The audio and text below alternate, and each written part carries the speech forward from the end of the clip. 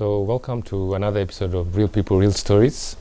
And we're excited for this one. And in front of us, we have a very important guest for us to this episode. So I'll let them introduce themselves and then we can start off. Okay. Yeah. So good afternoon, everyone. My name is Mwema. But in other circles, I was born as Mwema, Mwangi, Gichinga. To one Reverend John Gichinga and the late Emmy Gichinga. So I am known either by Mwema. In official settings, that's how I introduce myself, Mwema Gichinga. In other settings, many people may know me as Mwangi Gichinga. And this happens to be the older generation. Mainly a lot of my parents' peers who have watched me being raised as a little boy till who I am today have known me as Mwangi. I think they get confused by the name Mwema. But in all settings, that's my name. Those are my full names. And yes, in terms of introduction, I can leave it at that. If there's anything else, I'll be happy to share more. Okay, thank you very much for that. So Mwema, we want to hear a little bit about your story, and maybe we'll start by, do you remember your earliest memory? What is your earliest memory as a child? Ooh, that's a hard one. So as I said, I was born to Reverend John Gichinga and the late Emmy Gichinga. And I have one sister, she's called Rachel. And my earliest memories are that I was born in a pastor's home. And it came with very many, how can I put it? It came with very many Expectations. Yes, that's the word I'm looking for. Expectations. And earliest memories that I was just a happy little child. A happy little child who I used to spend a lot of time with my parents, my sister. We used to play a lot. In many photos around us, we have pictures with me and her playing. We went to places together. My parents would take us to different places. We'd travel a lot, and so I mean, because my parents, one was Kikuyu, the other one was Luya. We got to see two sides of the country, central Kenya and western Kenya. So we traveled within those areas also. So we got to see a number of places in that aspect.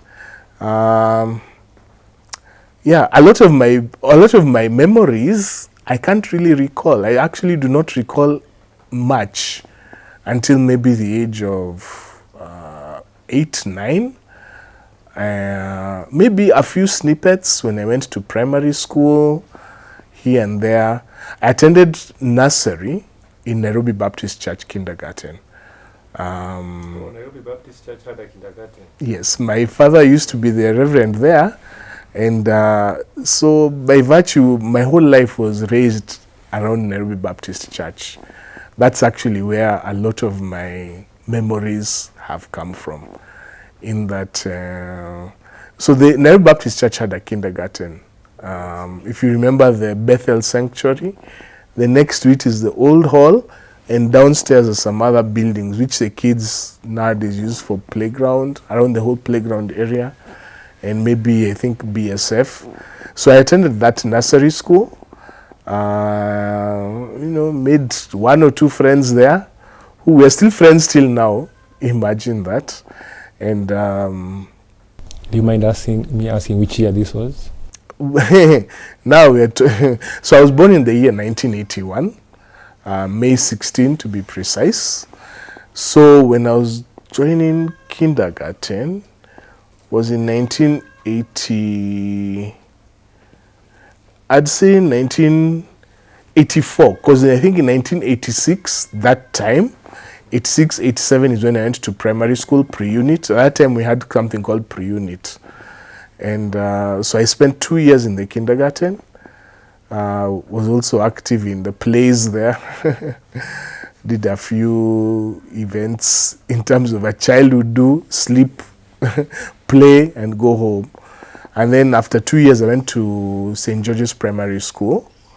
That was, I think, 1987, 88, I can't remember. Those years, I think we'd get into pre-unit when we were like 7 or 6, something like that.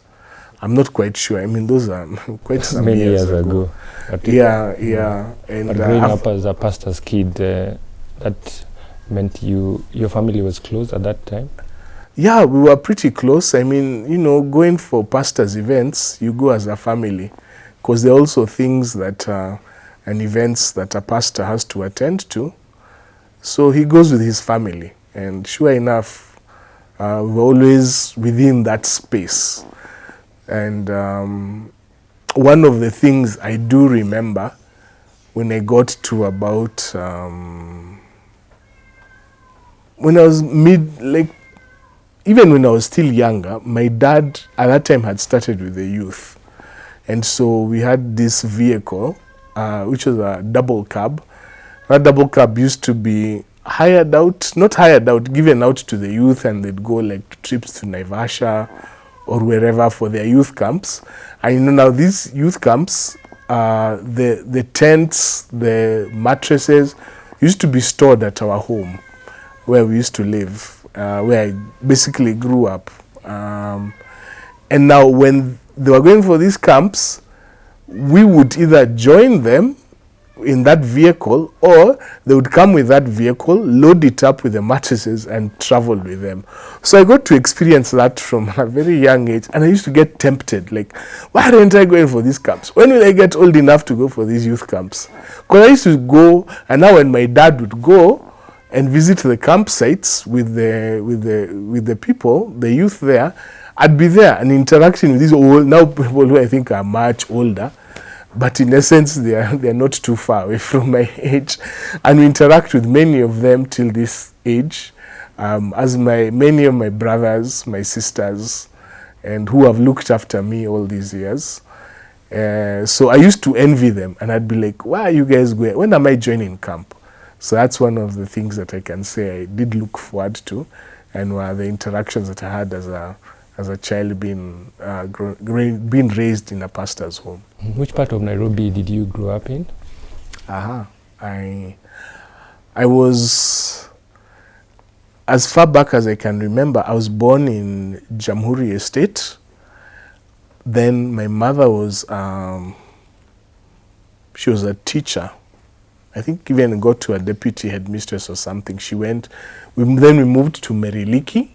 I can't even tell you where Meriliki is. I think it's somewhere in Lower Kabete. And all this was in my childhood years, young age, like from birth to maybe like 3, 4. Then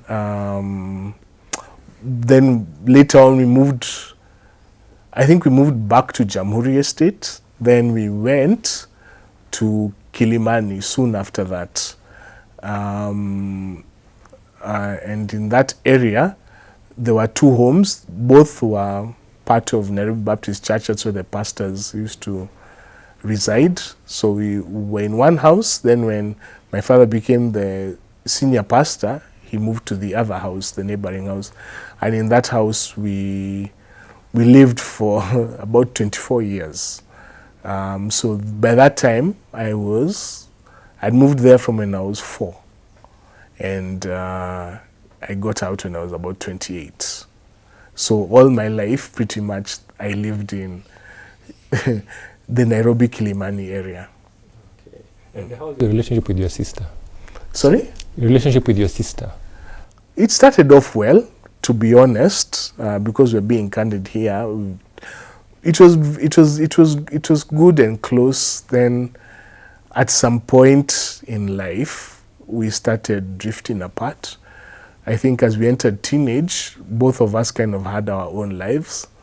We kind of drifted from that closeness, and until the point when I started even considering getting married. We drifted a bit even further. But then now, of late, after that, we have started getting back closer together. So it's been, like all relationships, you don't expect a relationship to be a straight road. It has its ups, it has its downs. And but the end point is that I'm glad that we're getting closer together again. That's good to hear. Yeah. And with your parents, I know being a pastor's kid myself, yes, sometimes they might focus more on the church rather than the children and the family. Did that happen? Did you feel that growing up? That is absolutely true. I mean, there are many times I did feel that my dad was a very good pastor. He still is a very good pastor. And what that means is that he attended to the needs of so many of the congregants. He was a good shepherd. He was there when they needed him. But at home, I kind of felt it's my mother who raised us, and we were closest to our mother. And so having that relationship is, you still love your father and respect him, but then now when, you probably want a father to do the things he needs to do with you all the time. But I do know he did raise me up in many aspects. He's actually the one who taught me how to drive, how to do so many of those manual task things, like especially driving is one I give to him. But my mother is one who raised us mostly. And but of late, I mean, the older I get, I realize I'm getting now closer to my father. We spend more time together just talking, and maybe the discussions we should have had when we were younger, we're having them now. I think that's that happens to me as well. The older I get and they get, then we become closer with our parents, especially your dad. And your mom you said you spent a lot of time with her growing up. How was that relationship with your mom? It was good. It was good. I mean, we used to travel a lot. I mean, she was the kind of person who did not stay still in one place. I mean, we were close until the point she passed on.